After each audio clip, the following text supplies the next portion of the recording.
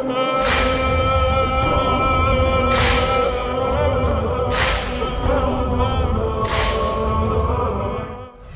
رب الأرض؟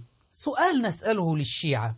يزعمون أن رب الأرض هو الإمام، كما سنبين الآن في هذا المقطع.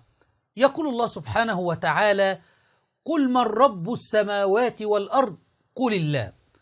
ربكم رب السماوات والأرض. الآيات كثيرة تثبت أن رب الأرض هو الله سبحانه وتعالى، لكن علماء الشيعة يقولون أن ربهم يوم القيامة هو علي بن أبي طالب، كما أتينا بمقطع هادي الربيع من قبل، وحاول الولد ذو الفرار الناصبي تلميذ السلقلقي ياسر الخسيس أن يرد علي وقال: نعم، علي ربنا يوم القيامة، وحاول أن يرقع لهذا المعمم.